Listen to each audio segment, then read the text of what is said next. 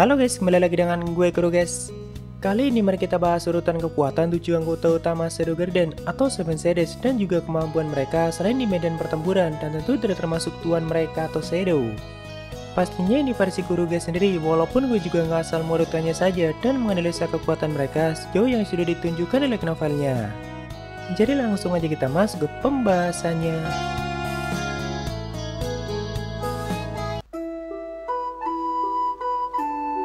Awalnya sebelum buat pembahasan ini, gue pengen nunggu Zeta dan Eta muncul di animenya dulu karena mungkin ada informasi baru mengenai kemampuan ataupun kekuatan mereka yang belum ditunjukkan di light novelnya.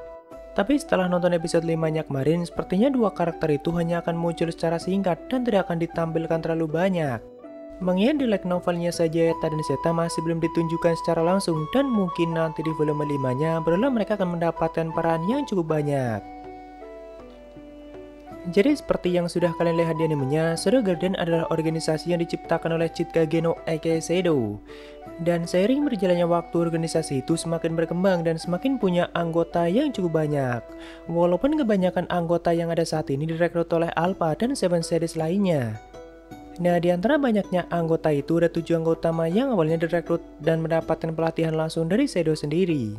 Mereka juga yang selama ini menjalankan dan mengembangkan Shadow Garden sampai sebesar saat ini. Walaupun ya Shadow juga punya peran besar di dalamnya. Nah, tentu dari segi kemampuan dan kekuatan mereka sangat diakui karena Shadow sendiri yang dulunya melatih mereka dan bahkan mendapatkan tambahan kekuatan langsung dari Shadow. Walaupun dari semuanya bisa dikatakan sangat ahli dalam pertarungan karena memang Shadow Garden fokusnya bukan hanya ke situ, tapi juga di bidang ekonomi, sains, spionase, dan sebagainya.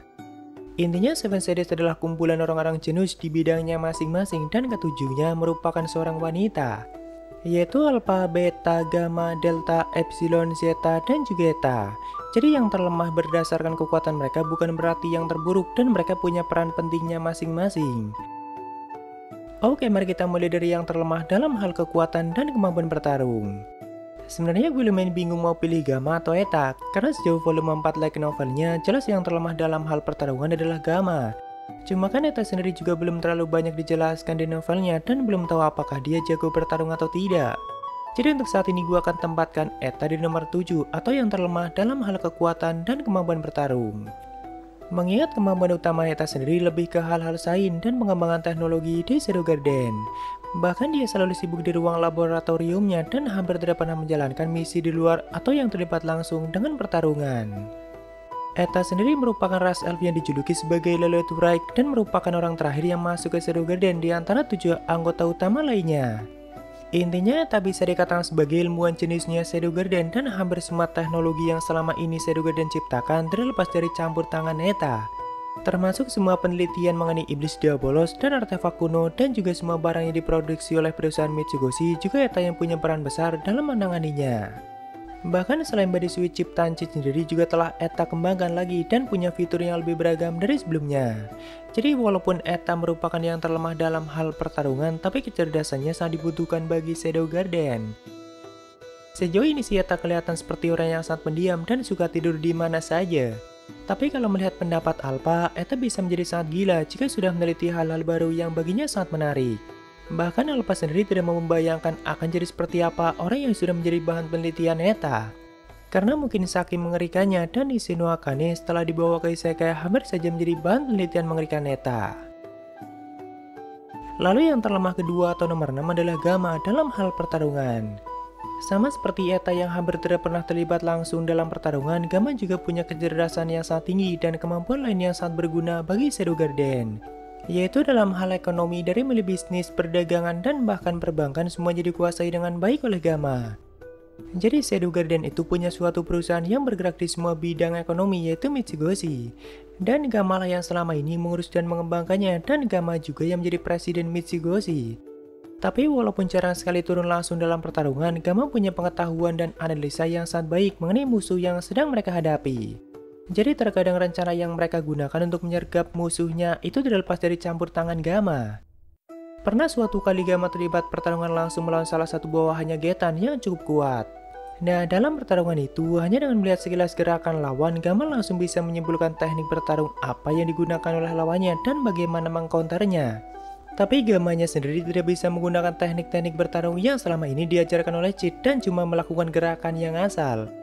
Cuma karena Gama punya kecepatan yang sangat tinggi dan juga kekuatan sihir yang sangat besar, jadi hanya dengan gerakan ngasal saja Gama bisa membunuh lawannya dalam sekali serang. Intinya walaupun lawannya punya teknik bertarung yang sangat baik, tetap saja tidak mampu melukai tubuh Gama, dan jika terkena serangan Gama satu kali maka lawannya akan langsung mati. Jadi sebenarnya Gama punya kecepatan tinggi, tubuh yang kuat dan juga kekuatan sihir yang sangat besar, tapi tidak mampu memanfaatkan semua itu dengan baik. Karena mungkin tubuh dan pikirannya tidak sinkron dan bahkan hanya berjalan biasa saja, Gama seringkali terjatuh sendiri. Tapi kan Seven Series itu dianugerahi dengan kekuatan sihir yang sangat besar dan juga mendapatkan kekuatan tambahan langsung dari Shadow. Jadi walaupun Gama dianggap lemah, tetap saja masih bisa dikatakan kuat jika dibandingkan dengan kesatria lain pada umumnya. Gama sendiri merupakan seorang elf yang dijuluki sebagai Gama si lemah dan orang ketiga yang masuk ke Shadow Garden atau setelah Alpha dan Beta. Lalu untuk yang terkuat nomor 5-nya gue memutuskan untuk menetapkan Zeta.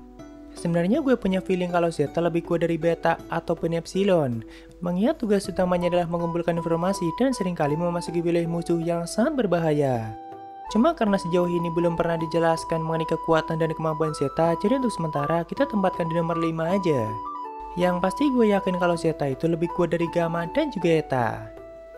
Zeta sendiri merupakan ras baskin dari jenis serigala, sama halnya seperti Delta dan orang keenam yang masuk ke Shadow Garden atau sebelum Eta. Tapi sama seperti Eta, Zeta masih sangat minim informasi dan belum pernah ditunjukkan secara langsung di light novelnya. Cuma ada tambahan informasi mengenai Zeta yang sudah ditunjukkan di anime Chibi-nya. Kalau Zeta itu seperti agen intelijennya Shadow Garden yang bertugas untuk mengumpulkan informasi dari seluruh dunia. Dan mungkin Zeta juga yang selalu bertugas untuk memata-matai markas musuh dan juga menemukan banyak reruntuhan kuno di dunia itu. Pernah suatu kali Alpha mengatakan kalau Zeta itu seringkali mengabaikan pesan dari Alpha, dan jika misi yang dijalankannya sudah selesai, biasanya Zeta tidak langsung kembali dan melaporkannya. Jadi seperti orang yang susah diatur gitu, bahkan oleh Alpha sendiri. Mungkin karena sifatnya itulah di opening animenya Zeta ditunjukkan seperti berandalan yang suka berkelahi dan selalu telat saat memasuki ruang kelas.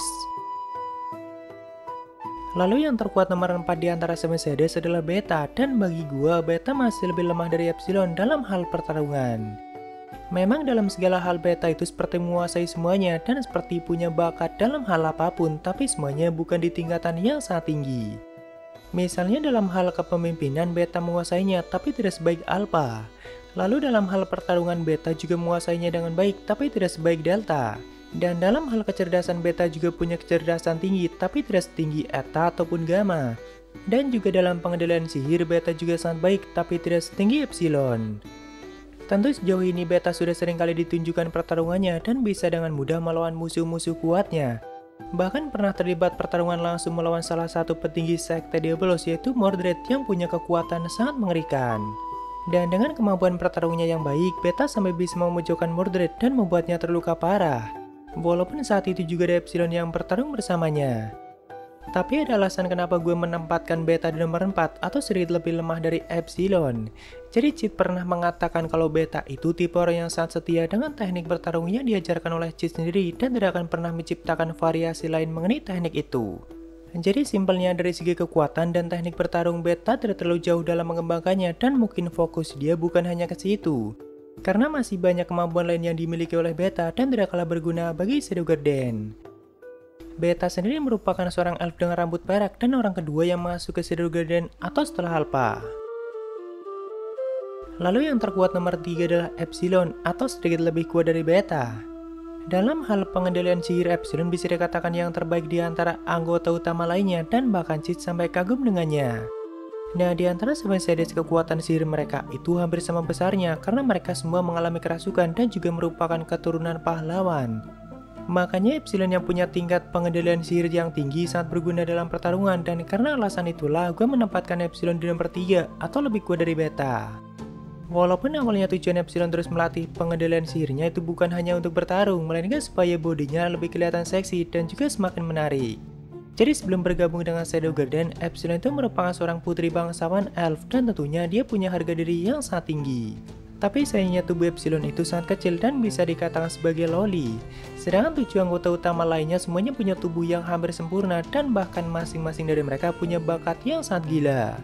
Makanya Epsilon mencari cara supaya bisa bersaing dengan mereka dan supaya bisa mendapatkan perhatian dari tuannya, yaitu dengan cara membuat tubuhnya sendiri kelihatan lebih seksi dari siapapun dengan bantuan slime body sweet.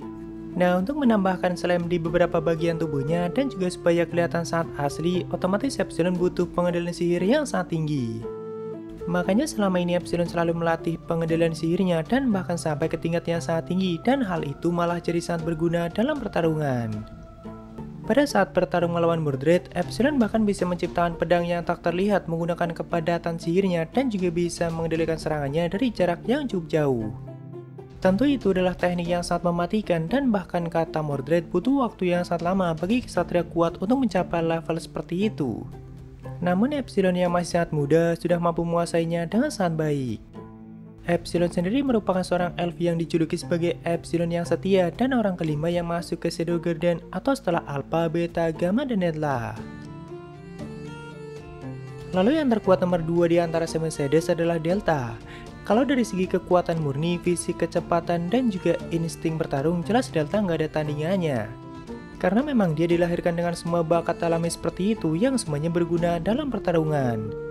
Bahkan Cid sendiri mengakui jika bakat alami Delta lebih mengerikan dari dirinya, terutama di saat Delta menghilangkan hawa keberadaannya sendiri, dan juga cara Delta melacak musuhnya itu nggak mungkin bisa dilampaui. Cuma sayangnya Delta itu minus dalam hal kepintaran.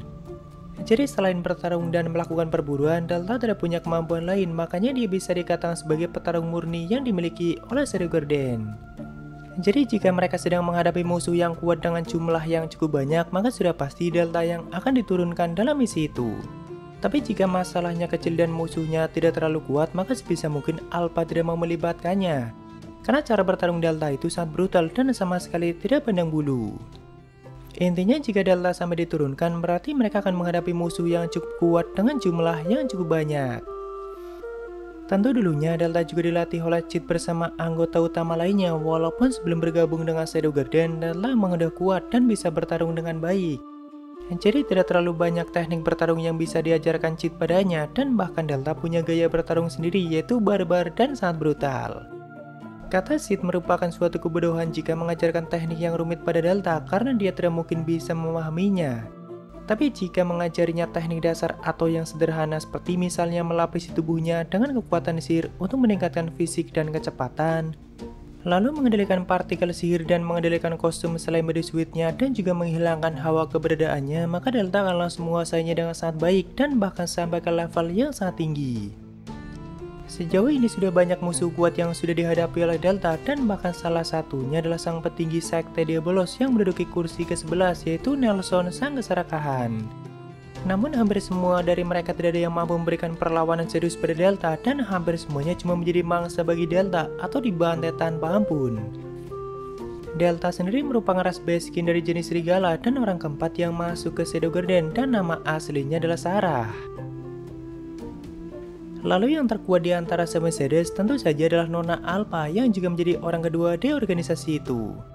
Tapi kenapa Alpha menjadi yang terkuat dan lebih kuat dari Delta? Padahal dari segi kekuatan murni Delta masih lebih unggul darinya. Ya tentu saja karena Alpha punya kecerdasan yang sangat tinggi dan Delta tidak punya itu.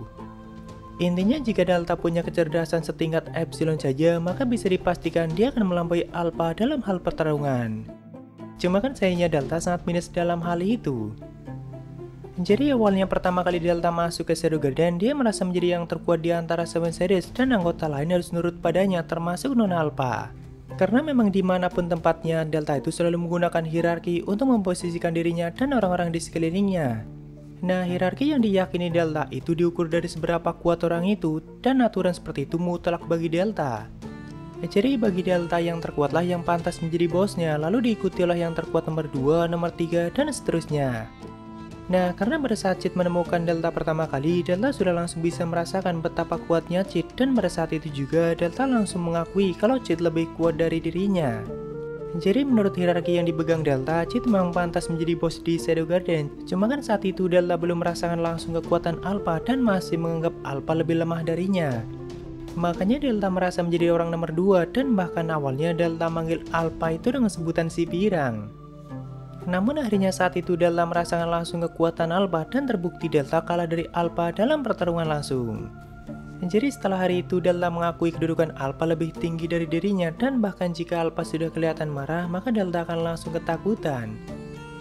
Intinya bagi Delta hanya ada dua orang yang berhak memberi perintah pada dirinya, yaitu Cid dan Nona Alpha. Karena Delta sudah mengakui kekuatan dua orang itu yang memang lebih kuat dari dirinya. Menurut gua, Alpha itu adalah versi yang hampir sempurna dari gabungan semua anggota Seven Series. Tapi yang paling menonjol dari Alpha adalah kemampuannya untuk memimpin dan mampu mengelola organisasi sebesar itu dengan sangat baik. Karena memang bos mereka, Tochi, selalu sibuk dengan dunianya sendiri.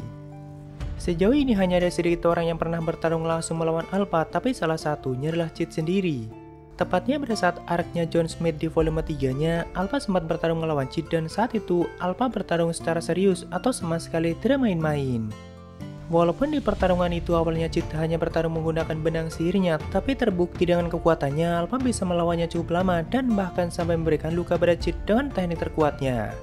Jadi tidak hanya menggunakan teknik bertarung yang selama ini Cid ajarkan, Alpha juga telah menciptakan teknik sendiri yang sangat mematikan. Konsep dasar dari teknik itu hampir sama seperti teknik Ultimate Cid, yaitu menggunakan atomisasi. Jadi saat Alpha mengaktifkan teknik terkuatnya, dia menciptakan kabut merah yang memenuhi area sekitarnya, dan dengan sekejap tubuh Alpha langsung menyatu dengan kabut merah itu. Lalu setelah menyatu, Alpha bisa muncul dan menghilang dari mana saja, asalkan masih dalam jangkauan kabutnya, dan dengan teknik itulah Alpha bisa menyerang musuhnya dari semua sisi dengan kecepatan yang luar biasa. Bahkan Cid sampai terluka dan mengakui kalau Alpha sudah menjadi jauh lebih kuat. Jadi memang sangat pantas kalau Alpha dianggap sebagai yang terkuat di antara Seven Series dan juga sangat dihormati oleh anggota lainnya.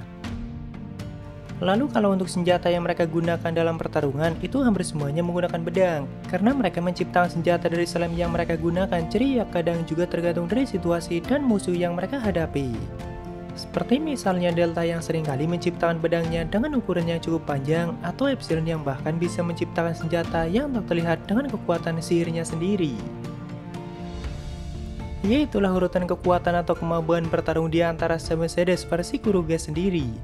Namun jika kalian punya pendapat lain, tulis saja di kolom komentar guys. Jadi mungkin segitu aja untuk pembahasan kali ini, dan jika ada kesalahan gue minta maaf atau kalian bisa koreksi aja di bawah. Thank you udah mampir, sampai ketemu di video lainnya. Salam Kuruges.